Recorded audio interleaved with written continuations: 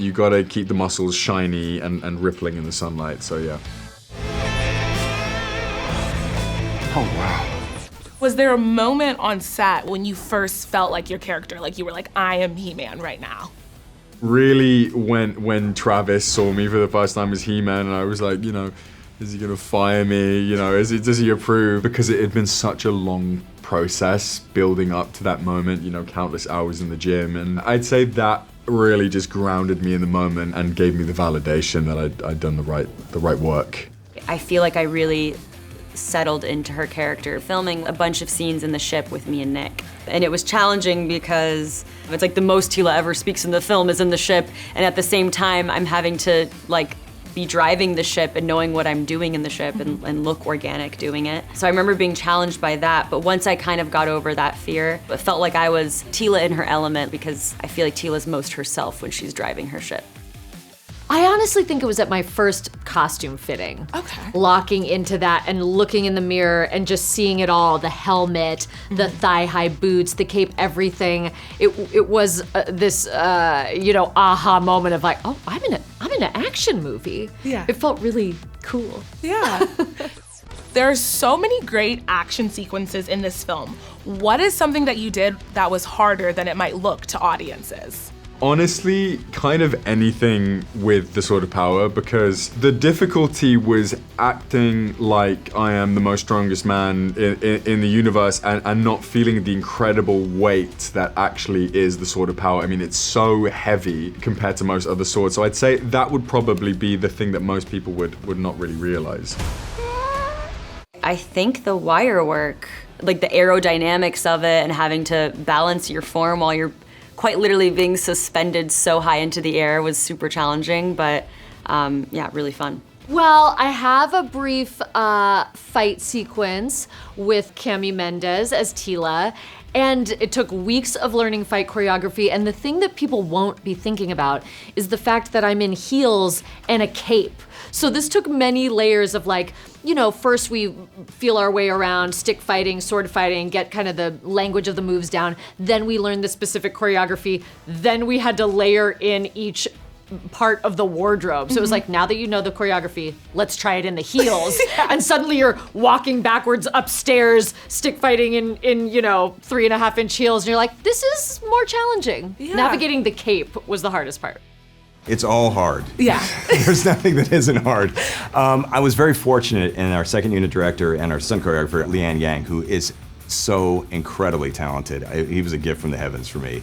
I have a history in animation, so for these big action sequences, we storyboarded all of them out, and then I would work with Liang and we would do stunt viz where we kind of, or pre-viz, where we kind of try to figure out how we would actually take those drawings and then bring them to life cinematically. I think the most complicated scene in the entire film is this big aerial chase that happens, you know, where Tila's flying a ship and Adam gets on a sky sled and there's all these ships flying after and it's chaos. It was very, very complicated. We shot that over a period of like 2 months. And it was like ridiculously hard to do. But what I'm pleased with is that when you watch the movie, it's just this, you know, adrenaline-fueled joyride, and no one will ever know how difficult it was. There's something so funny about He-Man being in HR and handling workplace conflict and then trying to bring that back to Eternia. If your character filed a workplace complaint, what would it be? Not enough oil for his muscles, I'd say. You know, you gotta keep the muscles shiny and rippling in the sunlight, so yeah. You love that? I think she'd be the person that's like, people are asking me to do their job and it's not my job. Yes. That's what Tila would say. Yes.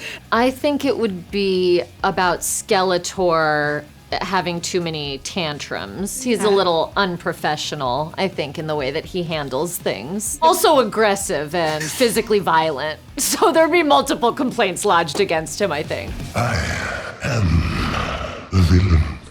How did you approach the physicality and heroism of He-Man? You know, for me, it was kind of actually like playing a couple of characters in a way, because Adam has his own physicality as well. You know, he's kind of weighed down by the world around him and the sort of the corporate world, middle management that he's found himself in. And so finding the difference between both Adam and He-Man, you know, He-Man is obviously very sort of typically stoic in a way and leads with his chest very much, but but Adam is all kind of rounded out, and is, you know, it's like every step is you know, weighted. And so that for me was a really, really big thing, is finding the physicality of both those characters to really create a difference. How does it feel to be the mighty warrior? I feel pretty great. What makes playing a villain so much fun? And then how much of your natural comedy skills did you use playing the character? Were you able to ad-lib? Playing a villain is the most fun. Everybody says it, it's totally true. I think what's especially fun about Evil Lynn as a villain is that she loves being evil. It's not complicated. She's having fun in her evilness. I definitely got to bring a lot of comedy to the role. Travis Knight, our director, was incredibly generous, letting me improvise, letting me pitch him ideas. He was so collaborative, and it made the set just a really fun place to be.